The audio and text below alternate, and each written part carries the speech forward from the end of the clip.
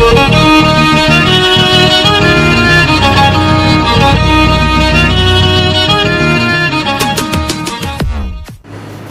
Morning class. आज हमको पढ़ना है क्लास 9th और 11th का पार्ट 2। किस चीज़ का part 2? The cell biology part 2 पढ़ना है। पार्ट 1 आपको पहले ही पढ़ाया गया है, आपने वीडियोस देखा भी होगा, उसका नोट्स भी आपने बनाया ही होगा। तो आज हमको पढ़ना है कि पार्ट 2 में क्या क्या आगे होगा। जब आज जो फोकस होगा वो हिस्ट्री ऑफ द सेल। इससे पहले हमने सेल को डिफाइन किया था, सेल क्या है, लाइफ क्या है, ठीक ना, लिविंग ऑर्गेनिजम्स क्या है उसके बारे में जाना था। और लास्ट में हमने माइक्रोस्कोप के बारे में जाना, माइक्रोस्कोप किसने इन्वेंट किया और माइक्रोस्कोप की थोड़ा सा हिस्ट्री लाइन हमने जाना, ठीक ना। आज हमको पढ़ना है हिस्ट्री ऑफ द सेल। कोशिका की शुरुआत कब और किससे मानी जाती है, किसने वास्तव में कोशिका खोजा था, इसके बारे में आज हमको पढ़ना है। तो इस टाइम लाइन में, कोशिका डिस्कवरी के टाइम लाइन में सबसे पहला नाम अगर किसी का आता है, मार्सेलो मैलपीगी का आता है। मार्सेलो मैलपीगी सन 1960 में इन्होंने ऑब्जर्व क्या किया था। ऑब्जर्व का मतलब इन्होंने क्या निरीक्षण, क्या देखा था, इन्होंने ब्लड कैपिलरीज देखा था। ब्लड कैपिलरीज यानी रक्त केशिकाएं। केशिका बहुत पतली और टाइनी स्ट्रक्चर होती है ब्लड वेसल्स में, यानी रक्त की नलिकाओं की सबसे महीन, ठीक ना। केशिका का मतलब ही होता है केस, यानी बाल जैसी पतली नलिकाएं, ठीक ना। इतनी पतली नलिकाएं थी, उनका उन्होंने अध्ययन किया था किसमें, फिश टेल यानी मछली के पूंछ में, ठीक ना। तो कैपिलरीज एक सूक्ष्म रचना थी, चूंकि कोशिका भी एक सूक्ष्म रचना है, तो मार्सेलो मैलपीगी को भी इसमें इंक्लूड किया जाता है, जोड़ा जाता है हिस्ट्री टाइमलाइन में। किसके हिस्ट्री टाइमलाइन में? हिस्ट्री ऑफ द सेल के। 1660 में इन्होंने देखा था। ये थे क्या, उनका वर्क था क्या, ये इटालियन बायोलॉजिस्ट एंड फिजिशियन थे। फिजिशियन का मतलब एक तरह से चिकित्सक ही थे। तो ये इटली के रहने वाले एक बायोलॉजिस्ट थे और एक फिजिशियन भी थे। इनको उपाधियां क्या मिली? फाउंडर ऑफ माइक्रोस्कोपिकल एनाटॉमी, यानी सूक्ष्म रचना विज्ञान के पिता भी, या पिता नहीं, फाउंडर थे, ठीक ना, संस्थापक थे। और हिस्टोलॉजी के फाउंडर माने जाते हैं, ठीक है। लेकिन माइक्रोस्कोपिक हिस्टोलॉजी के और एनाटॉमी के। Father of physiology and embryology, father of physiology यानी शरीर क्रिया विज्ञान और एम्ब्रियोलॉजी भ्रूण विज्ञान के पिता कहे जाते हैं। इनकी कुछ बुक्स हैं जिसको आपको जान लेना है। Opera Omnia, Anatome Plantarum, Microscopia reproduction and development, और भी बुक्स थी, लेकिन बहुत ज़्यादा हम डिटेल में नहीं जाएंगे, बस थोड़ा सा। ओपेरा ओमेनिया एक कंप्लीट की बुक थी, इसमें बहुत सारे डिस्कवरीज के बारे में था। और एनाटोम प्लांटेरम, जिसको royal society, the royal society में अभी आएगा, रॉयल सोसाइटी क्या है, एक सोसाइटी थी जिसमें आपने शायद पढ़ा भी होगा क्लास 10th में, रॉयल सोसाइटी का नाम आया होगा मेंडल के चैप्टर में, ठीक ना। तो वहाँ पर anatomy of plant, anatomy of plant एक टॉपिक था जो मैलपीगी द्वारा दिया गया और उसकी पब्लिशन कहाँ हुई थी, द रॉयल सोसाइटी में, ठीक ना, उन्होंने उसको छापा था। माइक्रोस्कोपिया प्रोडक्शन एंड डेवलपमेंट, ये उनकी बुक्स हैं, कुछ बुक्स हैं, बाकी नहीं दिया है। अब जो सेल के स्टार साइंटिस्ट कहे जा सकते हैं, जिन्होंने वास्तव में सेल की खोज की थी, ठीक ना, सेल जैसा शब्द जिन्होंने दिया था, उनके बारे में जानते हैं, क्योंकि इनके बारे में सबसे ज़्यादा ही आपको बुक में मिलेगा। सबसे पहला श्रेय इन्हीं को जाता है, रॉबर्ट हुक को, ठीक ना, रॉबर्ट हुक। अब चूंकि रॉबर्ट हुक ने भी क्या किया था, सेल्फ माइक्रोस्कोप अपने द्वारा खुद ही माइक्रोस्कोप बनाया था, जो कि पिछले माइक्रोस्कोप या उनसे पहले जो माइक्रोस्कोप्स आई थी, ठीक ना, चाहे जॉनसन की हो चाहे गैलीलियो की हो, उनका ज़्यादा मॉडिफाइड वर्जन था इसका, रॉबर्ट हुक का। तो 1663 में उन्होंने इन्वेंशन किया किसका, माइक्रोस्कोप, यानी पहले वो माइक्रोस्कोप बनाए और 1665 में उन्होंने सेलुला की डिस्कवरी की, खोज की। लेकिन वास्तव में 1665 से ही हमको पता चला था कि इन्होंने क्या किया था, और वो पता किसके द्वारा चला, माइक्रोग्राफिया, ठीक है। रॉबर्ट हुक ने एक किताब लिखी थी माइक्रोग्राफिया, उन्होंने उस किताब में बहुत सारी बातें की थी, ठीक है, जिसमें से एक बात सेलुला को लेकर थी। इसी वजह से हम बुक के वजह से ही जान पाए कि सेल की डिस्कवरी कब और किसने की, ठीक है। माइक्रोग्राफिया जो बुक थी वो पब्लिश कब हुई थी, पब्लिश हुई थी जनवरी 1665, यानी जनवरी 1665 में उसको पब्लिश किया गया था। और पब्लिशर यानी पब्लिश करने वाला संस्था कौन था, द रॉयल सोसाइटी। यानी माइक्रोग्राफिया बुक का जो टॉपिक था या पूरी लेख थी वो रॉबर्ट ने किसको दिया होगा, द रॉयल सोसाइटी को दिया, और उन्होंने उसका पब्लिश किया, जो किसके द्वारा लिखा गया था, रॉबर्ट हुक के द्वारा लिखा गया था। क्लियर है, ठीक है। इसको फिर से समझ लेते हैं, थोड़ा सा इंपॉर्टेंट है। माइक्रोग्राफिया के द्वारा ही हम जान पाए कि उन्होंने 1663 में माइक्रोस्कोप बनाया और 1665 तक आते आते उन्होंने सेलुला यानी सेल शब्द की खोज की, या उन्होंने सेलुला को देखा यानी सेल को देखा, ठीक है। अब थोड़ा सा माइक्रोग्राफिया के बारे में है, तो माइक्रोग्राफिया को पब्लिश कब किया गया था, जनवरी 1665 में, और इसके पब्लिशर कौन थे, द रॉयल सोसाइटी, ठीक ना।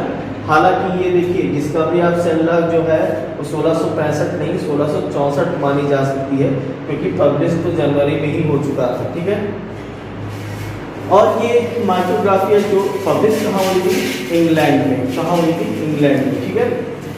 अब माइक्रोग्राफिया के आधार पर, on the basis of Micrographia, Robert Hooke को एक सम्मानित उपाधि मिली, उनको कहा गया the renaissance man. Renaissance man का मतलब होता है नवयुग पुरुष, यानी जिसकी सोच नए जमाने की थी, उन्होंने बहुत सारी डिस्कवरीज को अपने में नोट किया था, ठीक है। ऑन द बेसिस ऑफ पहला हो गया एस्ट्रोनॉमी, बायोलॉजी, केमिस्ट्री, फिजिक्स और मैथ मेकिंग, इन सब के बारे में उन्होंने माइक्रोग्राफिया में लिखा था, इसलिए इनको कहा गया द रेनेसांस मैन, ठीक ना। लेकिन ये रेनेसांस मैन किसके माने गए, इंग्लैंड के, ठीक है, तो इंग्लैंड के माने गए। अब आता है उन्होंने सेलुला वर्ड कहाँ से पाया, ठीक है। सेलुला वर्ड के लिए सेलुला के बारे में उन्होंने कैसे ऑब्जर्व किया, सेलुला उन्होंने ऑब्जर्व कहाँ किया था, स्लाइस ऑफ कार, ठीक ना। उस समय जैसे वाइन की बॉटल आती थी या लैब में बहुत सारी बॉटल्स होती, तो उसके ऊपर ढक्कन के तौर पे किसका यूज़ किया जाता था, कार्क का यूज़ किया जाता था।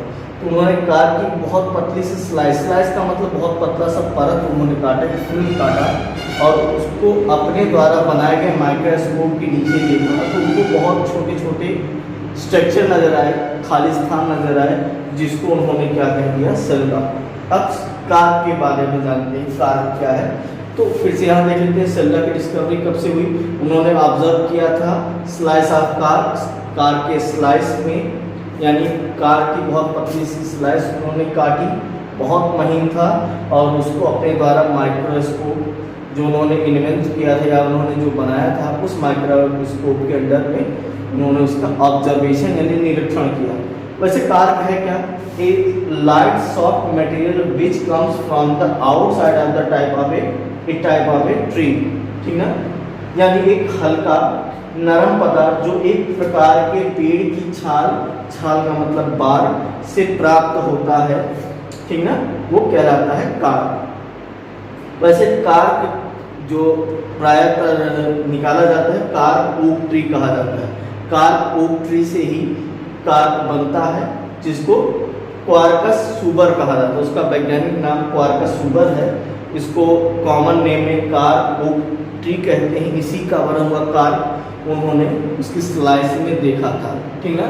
छाल जो होगा वो डेड होता है, ये भी जानते रहिए, पौधे का एक डेड सेल से बना हुआ होता है। अगर आपने टिश्यू पढ़ा है उसमें स्केलेरन काइमा वर्ड आया था, छाल वगैरह स्केलेरन काइमा फाइबर्स या स्केलेरन काइमा से ही बनते हैं, ठीक ना। तो उन्होंने जो ऑब्जर्व किया, उन्होंने देखा कि हनीकॉम्ब लाइक यानी मधुमक्खी के छत्ते जैसा स्ट्रक्चर देखा, स्ट्रक्चर मतलब रचना देखा, और उसको उन्होंने क्या कहा, सेलुला का, क्या कहा, सेलुला। सेलुला को रिमाइंड किया जाता है मॉन्क सेल्स। मॉन्क सेल, ठीक ना। अभी मॉन्क सेल क्या है? सेल का मतलब कमरा भी होता है, सेल का मतलब कोशिका भी होता है। आपने सुना होगा जेल वगैरह में सेल होते हैं, ठीक ना, उनको सेल में ले जाके बंद किया गया, तो सेल का मतलब कमरा से ही लगाया जाता है, ठीक है। तो सेलुला, जिसको मॉन्क सेल के नाम से रिमाइंड किया जाता है, याद रखा जाता है, ठीक है। सेलुला को बाद में किस नाम से जाना गया? इंग्लिश वर्ड में, चूंकि ये लैटिन वर्ड था, इंग्लिश में इसको कहा गया सेल। अब उन्होंने किस सेल को देखा था? उन्होंने प्लांट सेल को देखा था। जाहिर सी बात है, क्यों प्लांट सेल को देखा होगा? क्योंकि वो आया कहाँ से था? जो ऑब्जर्व किया था उन्होंने कार्प, और कार्प यहाँ पर दिया हुआ है कि कार्प वो ट्री से मिलता है, यानी उन्होंने जो भी सेल देखा वो प्लांट सेल का था। अभी आपको बताया कार्प का फॉर्मेशन बार्क से होगा, और बार्क डेड चीजों का यानी डेड सेल्स का बना होता है। यानी सेलुला जो उन्होंने सेल देखा वो प्लांट सेल का था और डेड सेल्स का था, यानी मरी हुई कोशिका थी, मृत कोशिका थी। इन्होंने जीवित कोशिका को नहीं देखा, इन्होंने डेड सेल्स को देखा।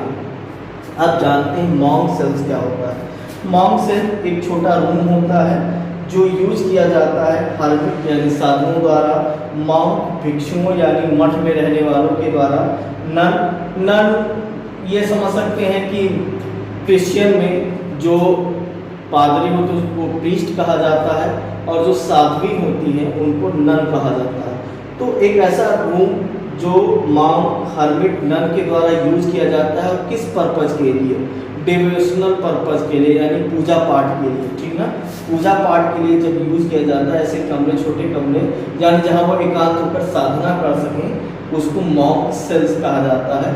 तो वो भी एक छोटा सा रूम था, यानी सेलुला भी एक छोटा सा रूम था, जिसको उन्होंने रिमाइंड एज ए रिमाइंड उन्होंने मॉन्क सेल कहा।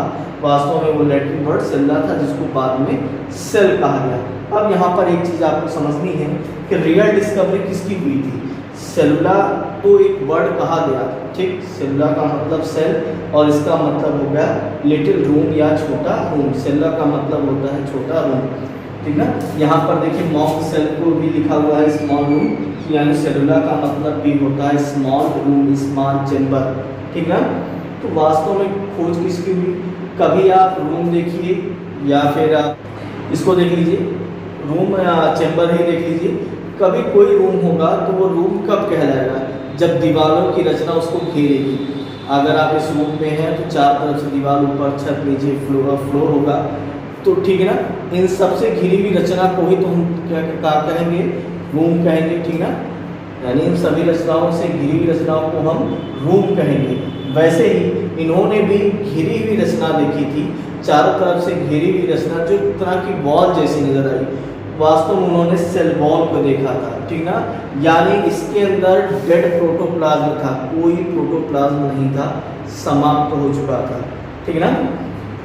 तो ओवरऑल आपने जाना रॉबर्ट हुक के बारे में। एक बार आप फिर से जान लीजिए। माइक्रोग्राफिया बुक 1665 में आई, जिसमें सेलुला वर्ड को लिखा गया था, सेलुला का मतलब सेल निकाला गया, यानी उनके 1600 माइक्रोग्राफिया बुक आने से पहले लगभग 1664 में उन्होंने एक्सपेरिमेंट कर लिया होगा। 1663 में उन्होंने अपने द्वारा बनाया गया एक माइक्रोस्कोप बनाया, और उस माइक्रोस्कोप का यूज उन्होंने किया स्लाइस ऑफ कार, यानी एक कार की पतली फिल्म काटी और उसको अपने द्वारा बनाए गए माइक्रोस्कोप के नीचे देखा, और उनको छोटे छोटे कमरों जैसी रचना दिखाई दी, जिसको उन्होंने सेलुला कहा। सेलुला का मतलब होता है स्मॉल रूम, छोटा कमरा। बाद में इसी सेलुला को क्या कह दिया गया? सेल कहा गया। वास्तव में उन्होंने प्लांट सेल को देखा था जो कि डेड था, मरा हुआ था, और रियल डिस्कवरी मानी जाएगी इनकी तो वो थी सेल वॉल की। अब आगे चलते हैं।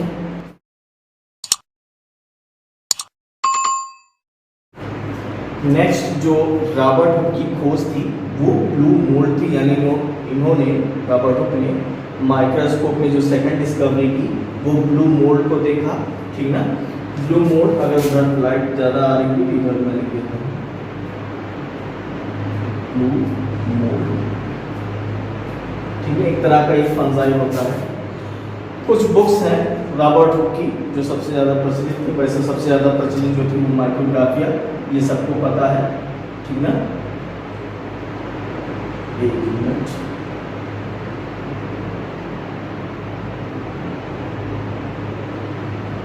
माइक्रोग्राफिया, ठीक है। माइक्रोग्राफिया उनकी सबसे प्रचलित बुक थी, 1665 में जो आई थी। अगली जो बुक है philosophical experiment and observation, philosophical experiment and observation, the posthumous work of Robert Hooke, Micrographia, table and illustrated. ये सब बुक जो थी वो रॉबर्ट हुक के द्वारा लिखी गई थी। उनके अलावा भी बुक्स थी, लेकिन मेनली हम इनको ही जानेंगे, सब बुक्स के बारे में जानना बहुत लंबा हो जाएगा। अब फ्रांसिस्को रेडी आए, आपने या 12th में आप पढ़ेंगे जब एवोल्यूशन चैप्टर यानी जैव विकास आएगा कि जीवों का विकास पृथ्वी पर कैसे हुआ, वहाँ पर रेडी का एक्सपेरिमेंट आएगा, वहाँ आपको बहुत ज़्यादा क्लियर होगा। फिलहाल मैं थोड़ा सा इस पर नोट आउट कर देता हूँ। फ्रांसिस्को रेडी जो थे, फ्रांसिस्को रेडी सन 1668 की बात है, वो एक्सपेरिमेंट कर रहे थे। क्योंकि पहले की जो धारणा थी, जब आप एवोल्यूशन चैप्टर पढ़ेंगे यानी जैव विकास के बारे में, मानव विकास के बारे में, तो पहले जो धारणाएं थी, बहुत सारे वैज्ञानिक ऐसा मानते थे कि पृथ्वी पर जीव जो होते हैं वो स्वतः उत्पन्न हो जाते हैं। कुछ तो ये भी कहते थे कि पसीने में भीगा हुआ एक कपड़ा लीजिए, जो बहुत पसीने में भीगा हुआ कपड़ा हो, जिसमें गेहूँ और वगैरह रखकर अगर अंधेरे कमरे में रख दिया जाए 21 दिनों तक, तो उसमें चूहे बन जाते हैं, जो स्वतः ही बन जाते हैं। तो ऐसी बहुत सारी चीज़ें उस समय थी कि पृथ्वी पर स्वतः ही जीवन आ गया हो, अपने आप ही, ठीक ना। लेकिन अपने आप जैसा कुछ नहीं है, कुछ ना कुछ तो रहा होगा जिसकी वजह से बना होगा। तो उन सब, क्योंकि उस समय इतना एडवांस साइंस नहीं था, तो इस पर बहुत सारा डिबेट होता था, बहस होती थी। तो रेडी ने उस चीज़ों को उन्होंने गलत किया था। उसके बाद में पाश्चर आए, उन्होंने बहुत सारे एक्सपेरिमेंट करके इसको भी ये स्वतः उत्पन्न जैसी बातों को उन्होंने खारिज किया। तो रेडी जो प्रयोग कर रहे थे, लोग मानते थे कि मीट जो सड़ता हुआ मीट है उसमें अपने आप ही मक्खी बन जाती है, ठीक ना। उसका एक्सपेरिमेंट कैसे है ये आप एवोल्यूशन में पढ़ेंगे। फिलहाल आप इतना जानिए कि वो इस तथ्य पर काम कर रहे थे कि मीट, सड़ते हुए मीट से अपने आप मक्खियाँ बन जाती हैं। ये पहले की धारणा थी, मक्खी का जन्म अपने आप हो जाता है, मीट सड़ रहा तो अपने आप मक्खियाँ बन जाएंगी, ठीक ना।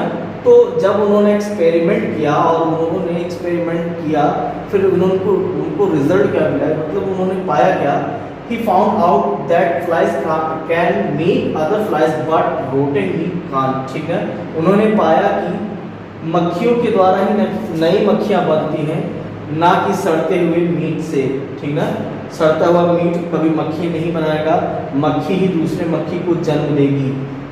अब यहाँ बात थी कि रेडी का प्रयोग तो मक्खी पर था, उस सेल से कैसे रिलेटिव हो गया। इनकी जो बात थी कि मक्खियाँ ही मक्खियों को बना रही हैं, ये बिल्कुल सिमिलर है, एक जैसा, किसके जैसा है कि this is similar to how cell reproduce, मतलब कोशिका कैसे प्रजनन करती है। कोशिका कहीं से आती नहीं है, एक कोशिका ही अगली कोशिका को बनाती है। तो नई कोशिका जो बनती है वो अपने पहले वाली कोशिका का ही रूप होती है। यहाँ पर एक फिगर करके दिखाया कि सेल स्लिप हो रहा है, डिवाइड होगा और 2 सेल्स में बन जाएंगी। इस कोशिका का अस्तित्व कहाँ से आया, उसके पेरेंट्स से, ये भी अपने पेरेंट्स से कभी बना होगा, ठीक ना। Which is the third part of the cell theory, जो सेल थ्योरी का तीसरा भाग बना। हालांकि ये बात किसने कही थी, ये बात रेडी ने नहीं कही थी, रेडी ने इस चीज़ को नहीं दिया था। इस चीज़ की तुलना की जाती है, सेल में भी ये चीज़ लागू होता है, क्योंकि उन्होंने ये कहा ना कि flies can make other flies, वैसे ही cell can make other cells, बात एक ही है। तो ये दोनों बात सिमिलर थी, इसलिए इनको इसमें इंक्लूड किया गया, सेल हिस्ट्री में इनको भी लाया गया, ठीक है ना। लेकिन वो मक्खियों पर काम कर रहे थे, ये बात सेल की है। इस चीज़ को किसने कहा होगा, इसको रुडॉल्फ विर्काउ ने कहा था। रुडॉल्फ विर्काउ ने कहा था कि जो भी सेल्स पाई जाती हैं वो अपने प्री एग्जिस्टिंग सेल से बनती हैं, यानी जो पहले से रही हुई होगी सेल, उससे ही बनी हुई ये जो चीज़ है, रुडॉल्फ विर्काउ ने कहा था। लेकिन इस चीज़ की सिमिलरिटी रेडी के एक्सपेरिमेंट से भी मिलती है, इसलिए रेडी की बातों को भी इसमें शामिल किया गया। नेक्स्ट जो पॉपुलर साइंटिस्ट हैं वो एंटोन वॉन लीवेनहॉफ, ठीक है, सन 1672 की बात है।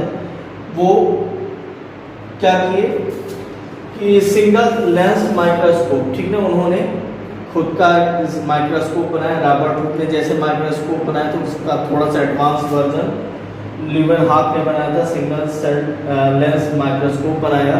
और उस माइक्रोस्कोप बनाने के बाद बहुत सारी चीज़ों का उन्होंने अध्ययन किया, ठीक ना।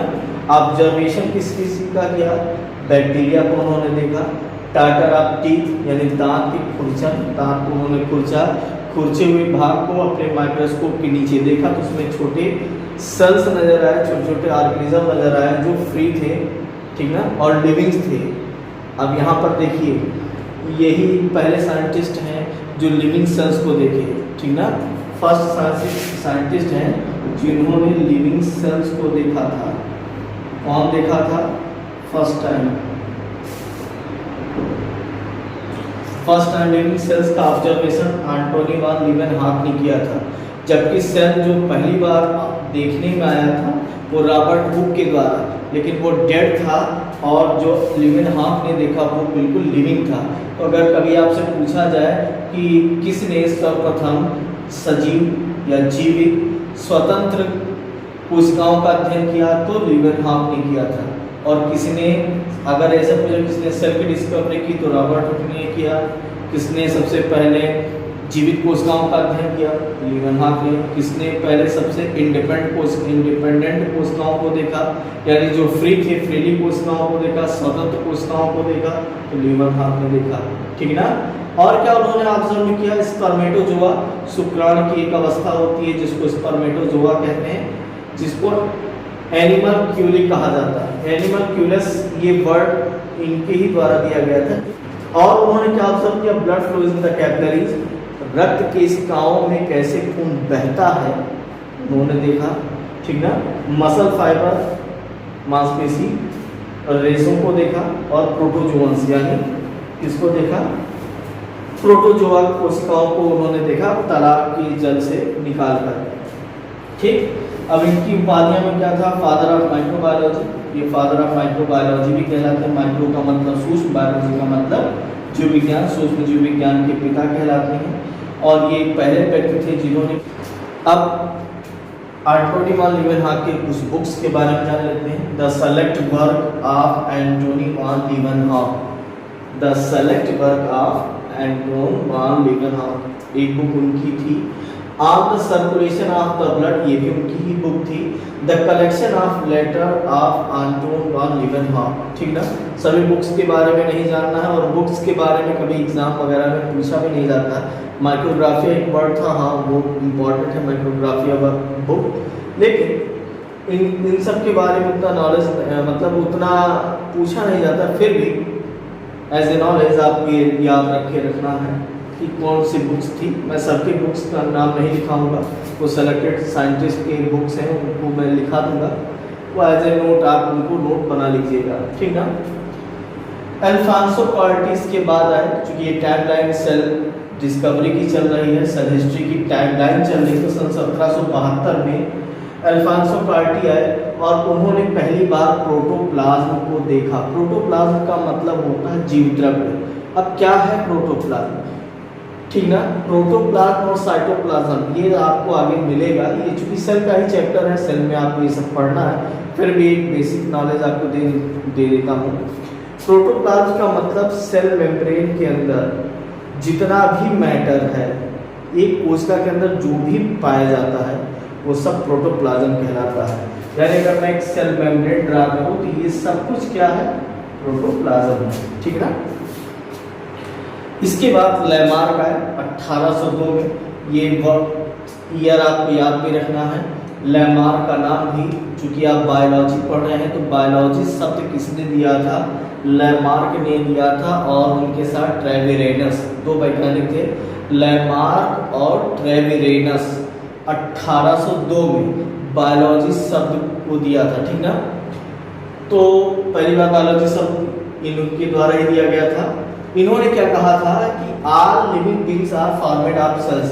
उन्होंने कहा कि जितनी भी जीवित चीजें हैं, जीवित वस्तु हैं, सभी कोशिकाओं की बनी होती हैं, ठीक है।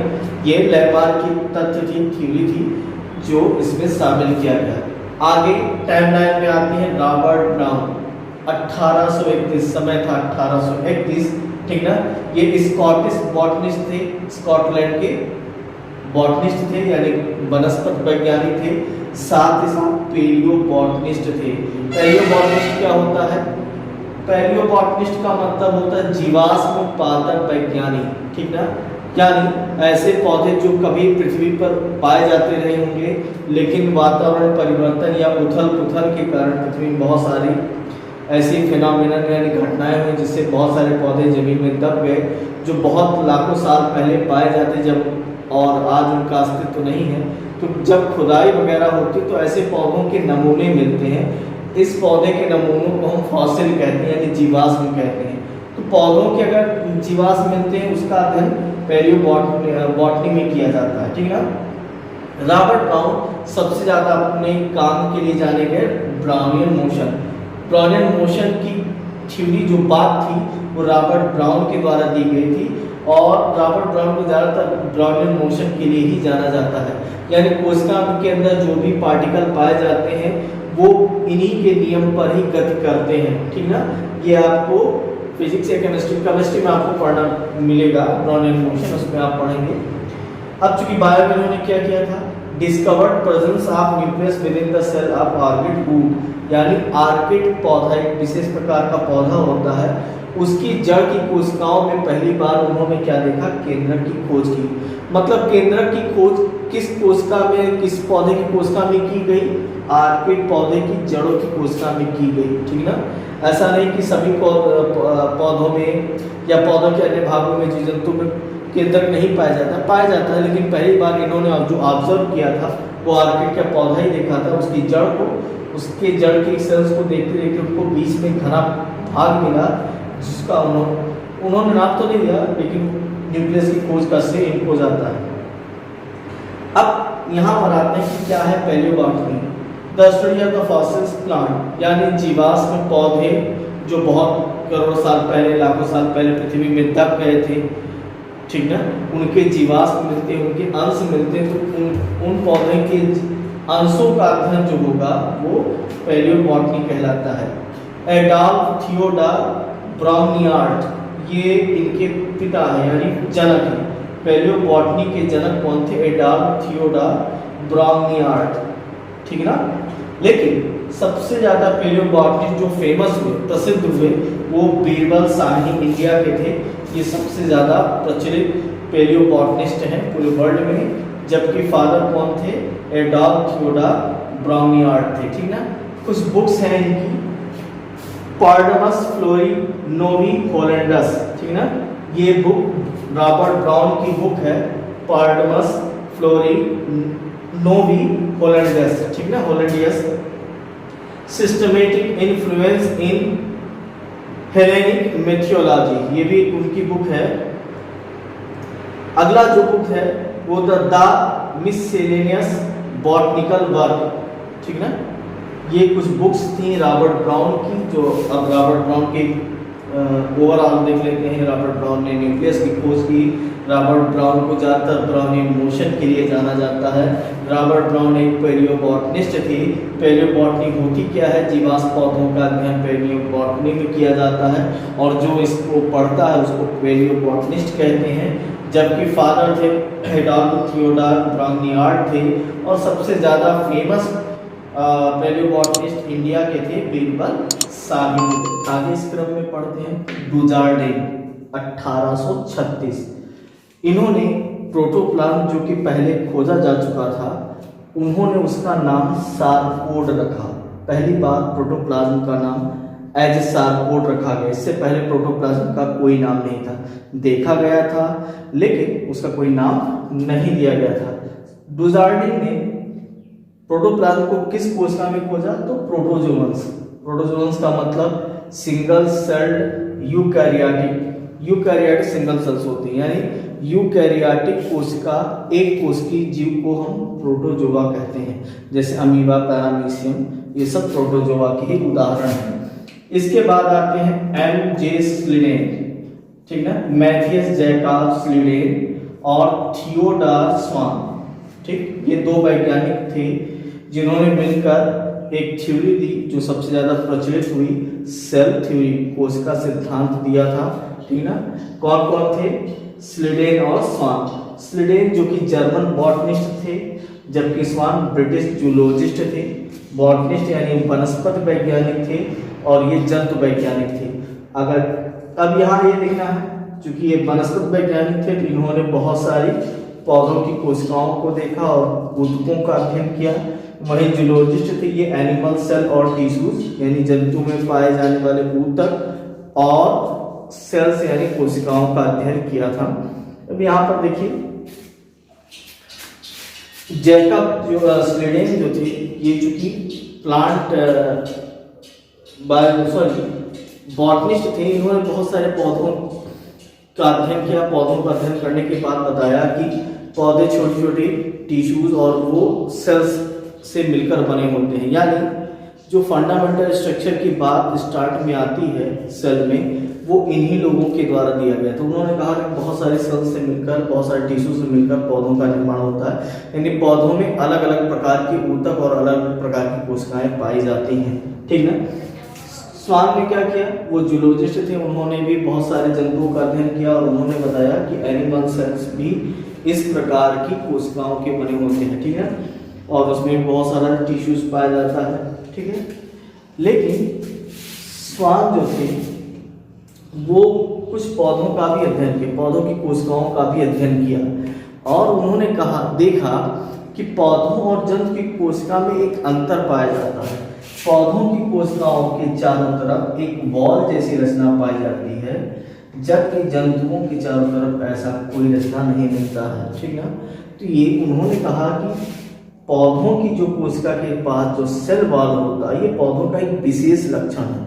विशेष लक्षण का मतलब ऐसा, यदि आपको माइक्रोस्कोप में प्लांट सेल और एनिमल सेल दे दिया जाए तो आप झट से पहचान जाओगे प्लांट सेल को, क्योंकि उसके चारों तरफ सेल वॉल होता है। तो सेल वॉल का होना पौधे की कोशिका का एक विशेष गुण हो गया, ये उन्होंने कहा। हालांकि इन्होंने इसका नाम नहीं दिया था जो जंतु कोशिका का घेरा होता है, ठीक ना, ये प्लाज्मा मेम्ब्रेन कहलाता है। प्लाज्मा मेम्ब्रेन का तो नाम नहीं दिया, उन्होंने कहा कि जंतु कोशिका के चारों तरफ एक कवर पाया जाता है जो जंतु कोशिका को चारों तरफ से घेरे रहती है और पौधे में इन्हीं घेरे के चारों तरफ एक कोशिका की दीवार पाई जाती है, सेल वॉल पाई जाती है, जो कि पौधे की कोशिका का एक विशेष गुण है, ठीक है। दोनों ने मिलकर सेल थ्योरी दिया। उन्होंने कहा कि फंडामेंटल यूनिट है, स्ट्रक्चरल यूनिट है, लेकिन सेल थ्योरी में एक कमी थी। कमी ये थी कि सेल्स बनती कहाँ से, ये बात उन्होंने नहीं कही। सेल्स का निर्माण कहाँ से होगा, कहाँ से सेल्स आती होंगी, ये बात नहीं की गई थी। सेल थ्योरी का मतलब ऐसा सिद्धांत जो सभी कोशिकाओं पर लागू होगा, बिल्कुल सही है, लेकिन सेल थ्योरी में कमी क्या रह गई इन दोनों की सेल थ्योरी में कि कोशिका आती कहाँ से, ये दोनों ने बताया नहीं। अब यहाँ पर देखते हैं स्लीडेन की कुछ बुक्स हैं। Principle of scientific botany, science of among the Jews before and during the middle age, ठीक है, ये स्लीडेन की कुछ बुक्स हैं। अब आते हैं परकिंजे। अगले टाइमलाइन में 1838 था, 1839 डुजार्डिन ने प्रोटोप्लाज्म को सारकोड कहा, यानी 1839 से पहले उसको सारकोड के नाम से ही जाना जाता था। लेकिन सारकोड को वास्तव में प्रोटोप्लाज्म यानी जो आज हम पढ़ते हैं जीवद्रव्य, ये नाम किसने दिया? तो परकिंजे ने दिया था सन 1839 में। उसके बाद से इसको हम सब प्रोटोप्लाज्म ही कहते हैं। सभी बुक्स में प्रोटोप्लाज्म ही मिलता है। प्रोटोप्लाज्म का सबसे पहले कार्टिंग वगैरह ने देखा और उसका नाम सारकोड डुजार्डिन ने दिया। डुजार्डिन के बाद परकिंजे आया 1839 में और इन्होंने सारकोड को प्रोटोप्लाज्म कहा, जो आज भी प्रोटोप्लाज्म के नाम से जाना जाता है। रुडॉल्फ विर्काउ 1855, टाइमलाइन में 1855 में रुडॉल्फ विर्काउ का नाम आता है, ठीक ना। उन्होंने क्या कहा था? The new sales developed by division of the pre existing cells, ठीक ना। जो भी नई कोशिका होगी वो कहाँ से विकसित होगी? पूर्ववर्ती कोशिकाओं के कोशिका विभाजन से। उन्होंने जो बात कही थी उसको कहा गया ओमनिस सेलुला ई सेलुला। ओमनिस सेलुला ई सेलुला मतलब नई कोशिकाओं का विकास पूर्ववर्ती कोशिकाओं के विभाजन से होती है। सीधा मतलब है कोई कोशिका कहीं से आती नहीं है, अपने पहले वाले पूर्वज का ही एक रूप है, यानी पेरेंट का ही एक रूप है, ठीक ना। इसको थ्योरी ऑफ लाइनेज, एक क्रम में चलने वाली थ्योरी कही गई, ठीक ना, या फिर कॉमन एंसेस्ट्री कहा गया, कॉमन एंसेस्ट्री कहा गया, ठीक है। बुक्स जो इनकी थी, cellular pathology and as based upon the physiological and pathological histology, ठीक। ये रुडॉल्फ वर्कॉव की बुक थी कि cellular pathology and as based upon physiological and pathological histology.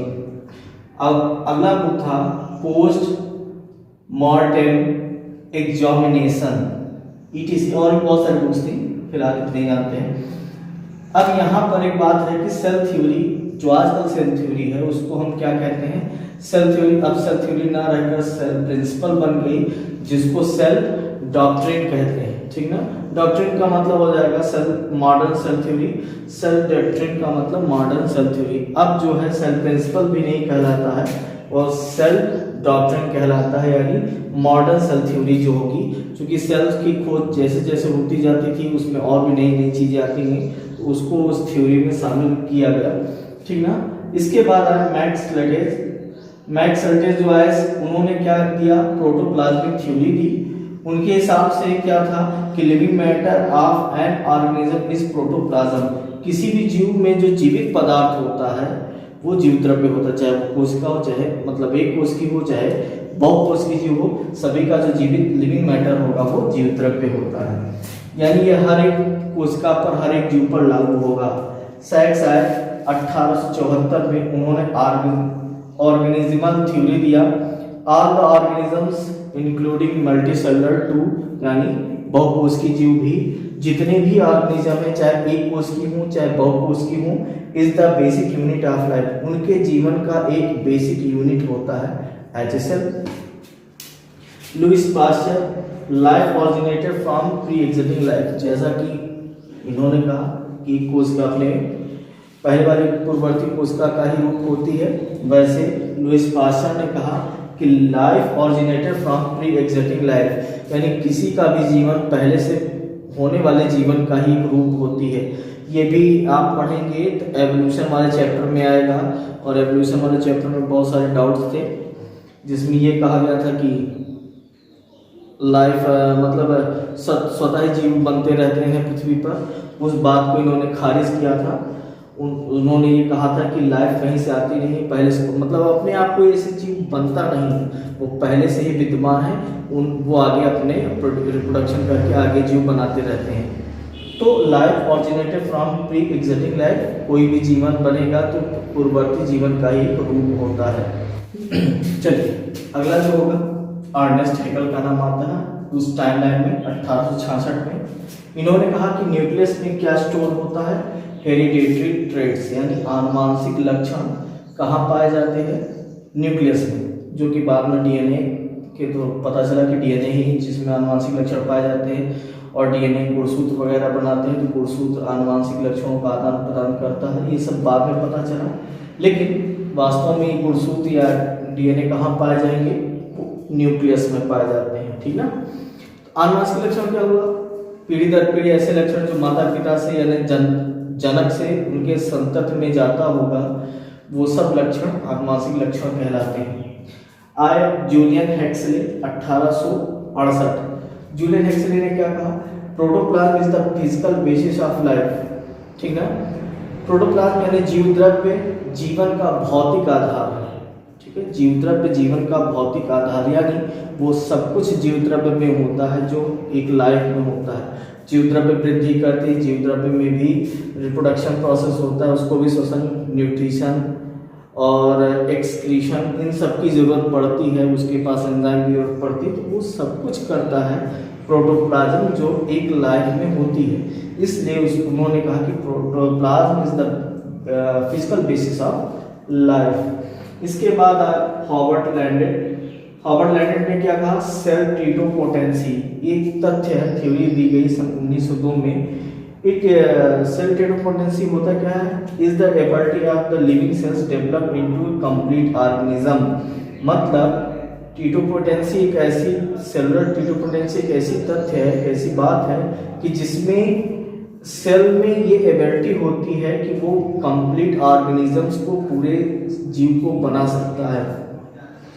Zygote ही देखिए, जायगोट से हम आप बनते होंगे, पूरा शरीर बनता है, तो ये थ्योरी सेल टीटोपोटेंसी में पढ़ी जाती है, ठीक ना। इसके बाद आए Ernst Ruska and Max Knoll, ठीक ना, 1931 अर्नेस्ट रस्का और नॉल ने क्या बनाया था, क्या इन्वेंशन किया, इन दोनों ने मिलकर इलेक्ट्रॉन माइक्रोस्कोप बनाया और जो सबसे पावरफुल माइक्रोस्कोप बनी। इसके बाद ये सेल्स में बहुत सारी थ्योरीज आई, अभी भी खोज जारी ही है, लेकिन ज़्यादातर सेल थ्योरीज का एंड यहीं तक माना जाता है। Ernst Ruska and Knoll, Max Knoll के द्वारा उन्होंने इलेक्ट्रॉन माइक्रोस्कोप की शुरुआत की, मतलब उन्होंने इलेक्ट्रॉन माइक्रोस्कोप बनाया था। अब बुक्स जो छूट रहे हैं, हैगल की बुक कौन कौन सी थी, art from in nature, the riddle of the universe at the close of the 19th century और क्रीचर ऑफ द डीप, ठीक है, ये हैगल की बुक थी। हक्सले की जो बुक थी evolution, the modern synthesis, evolutionary humanism और एसे ऑफ ए बायोलॉजिस्ट, अगला बुक था the science of life. Pasteur की बुक थी the physiological theory of fermentation, क्योंकि फर्मेंटेशन जो था पाश्चर का ही नेम था, फर्मेंटेशन किण्वन करना, studies of fermentation, the Pasteur fermentation, centennial, ठीक है, सेंटेनिकल, ये किसकी थी, बुक्स थी, पाश्चर की थी। तो ये बुक्स हो गई, आपने सेल थ्योरी पढ़ा, सेल के बारे में पढ़ा, लाइफ के बारे में पढ़ा, ओवरऑल अब हो चुका है, थ्योरी खत्म हुई। अब आगे आप पढ़ेंगे सेल के साइज के बारे में, सेल के टाइप्स के बारे में, सेल ऑर्गेनल्स के बारे में, जो आपके सिलेबस में मौजूद है, जो आपके सिलेबस में है वही आपको पढ़ना है। 11th में थोड़ा डीप है, 9th में थोड़ा सा लाइट है, क्योंकि सेल थ्योरी, लाइफ, सेल का डिफिनीशन, इन सब के बारे में दोनों क्लासेस में कॉमन है, इसलिए दोनों क्लासेस के लिए कंबाइन चला दिया गया और ये दोनों क्लासेस के लिए बेहद इम्पॉर्टेंट है। आगे भी आपको ये चीज़ें मिलती रहेंगी, तो उसके लिए भी ये बहुत ज़रूरी है, इसको बढ़िया से आप नोट आउट कर लीजिएगा।